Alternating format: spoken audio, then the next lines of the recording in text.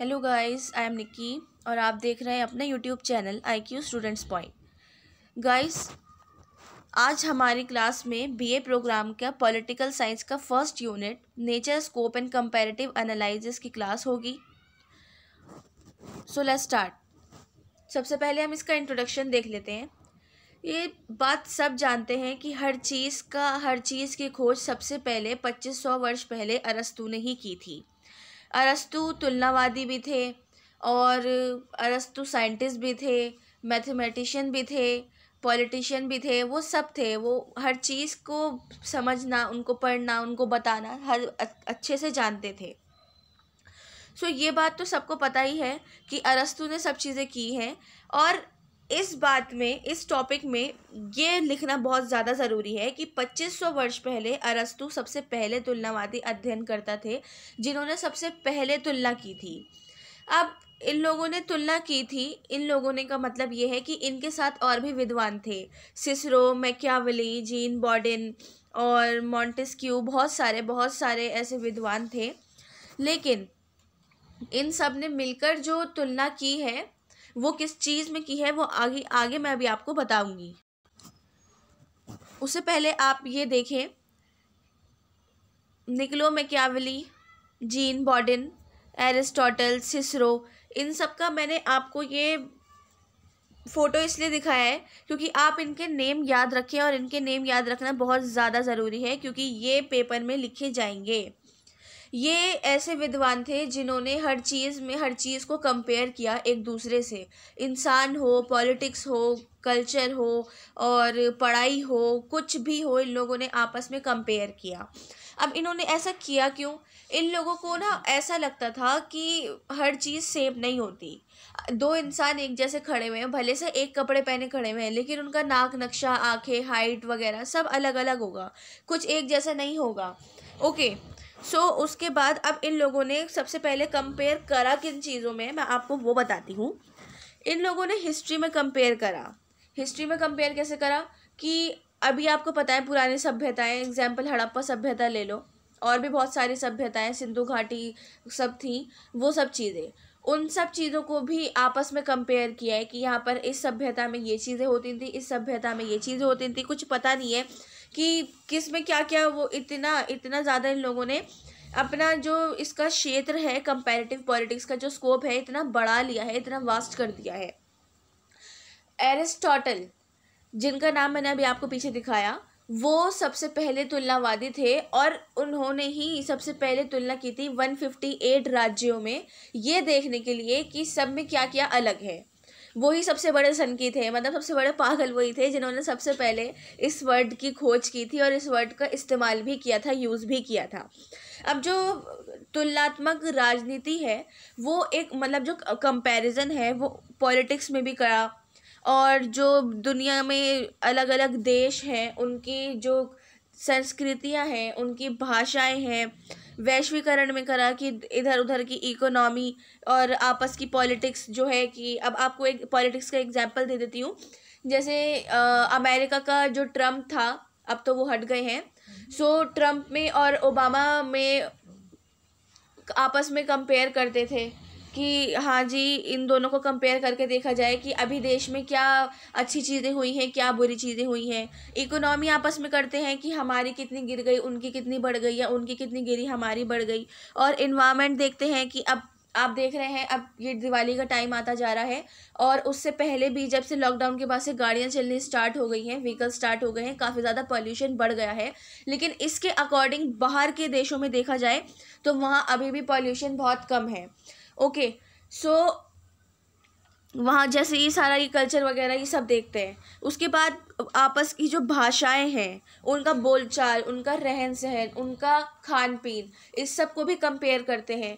अब भारत में इतनी सारी संस्कृतियां हैं, इतनी सारी भाषाएं हैं, इतने सारे खान पीन हैं, अलग अलग है, साउथ का अलग, वेस्ट का अलग, ईस्ट का अलग, नॉर्थ का अलग। तो उस चीज़ों को भी उन्होंने कंपेयर किया है, आपस में ही कंपेयर किया है कि इंडिया में ही नॉर्थ साउथ ईस्ट को कंपेयर करा, फिर उसके बाद पूरे इंडिया को आपस में दूसरे देशों से कंपेयर किया। ये होता है कंपैरिजन। और इन लोगों ने, जो मैंने आपको पीछे विद्वान बताए हैं अभी, ये सिसरो, मैकियावेली, जीन बॉर्डन और ये एरिस्टोटल वगैरह, इन सब ने इसकी बहुत अच्छे से तुलना की है। और तुलना करते करते इन्होंने इस क्षेत्र के, ये जो तुलनात्मक जो क्षेत्र है ना, इसको बहुत ज़्यादा बढ़ा दिया है। अब हम ये देखते हैं कि तुलनात्मक राजनीति क्या है। देखो, तुलनात्मक राजनीति एक, पहले तो तुलनात्मक वर्ड हटा दो, राजनीति देखो। अब राजनीति को जब स्टूडेंट्स, एक वर्ड के बहुत सारे मीनिंग्स निकल जाते हैं ना, तो उसको समझना बहुत मुश्किल हो जाता है। सेम ऐसे ही पॉलिटिकल के साथ भी हुआ है।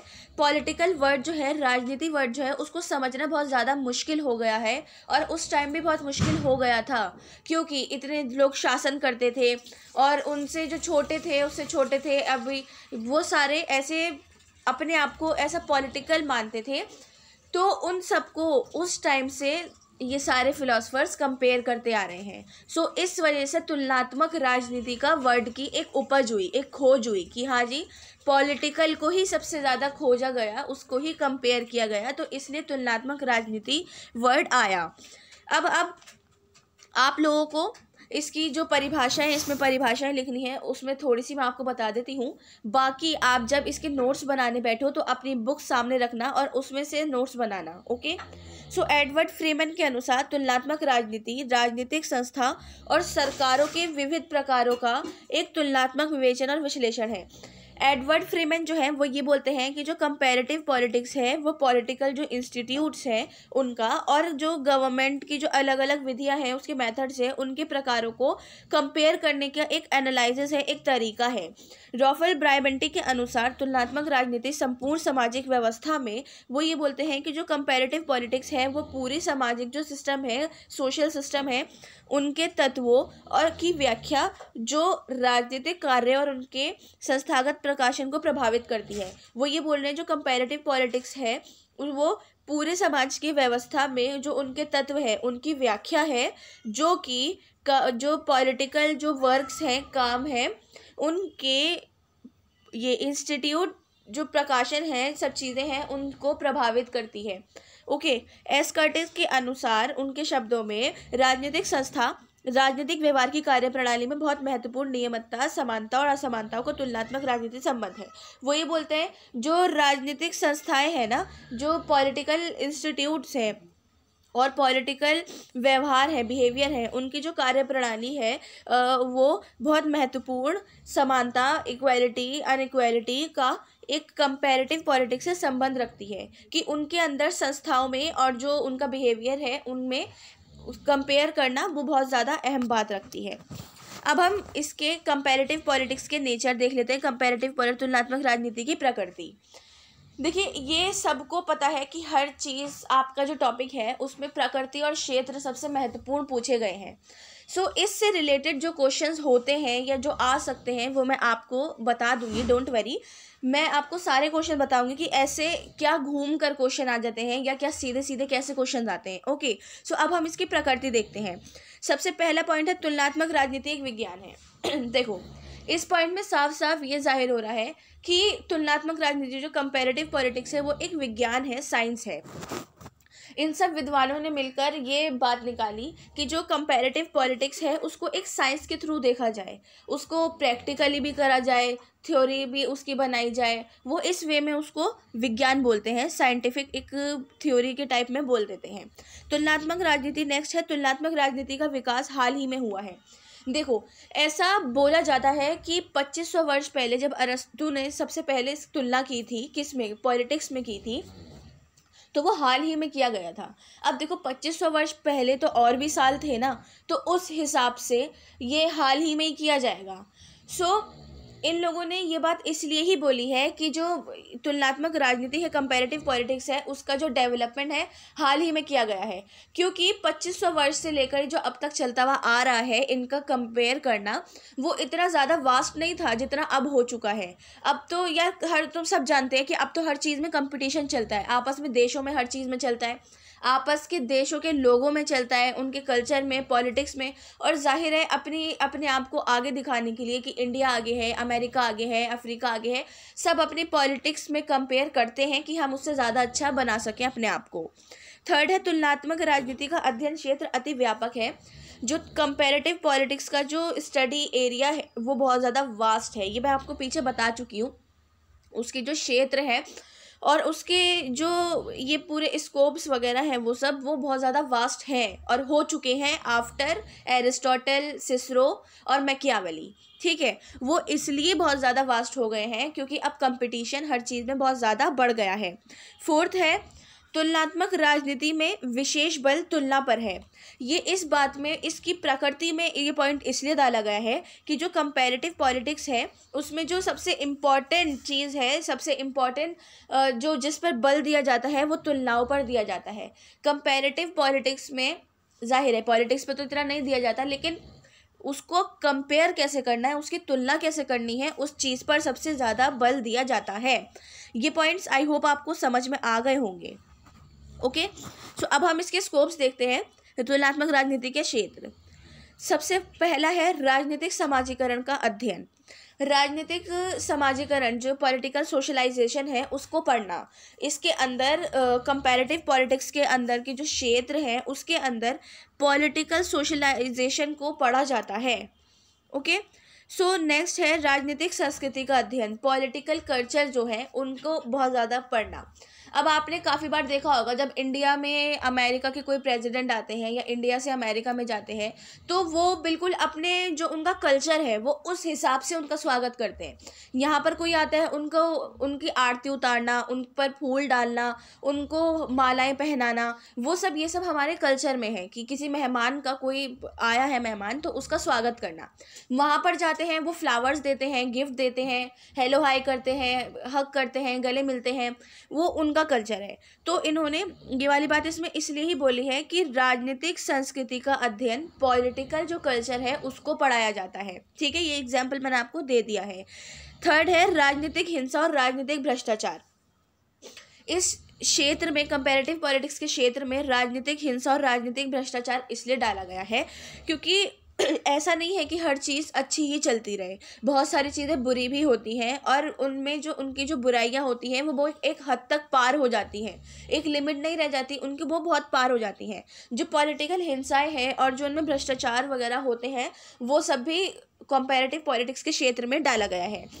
फोर्थ है विश्लेषणात्मक एवं अनुभाविक खोज। जो एनालिसिस और एक अनुभाविक ये खोज है, ठीक है, इसका विश्लेषण, इसको एनालाइसिस करना भी इसके क्षेत्र में ही डाला गया है कि इसको कैसे एनालाइज करना है हर जगह पर, और इसकी जो अनुभाविक खोज है, इसका जो एक अनुभव करके जो इंसान खोज करता है वो भी क्षेत्र में डाला गया है क्योंकि इसमें बहुत ज़्यादा सोचना पड़ता है।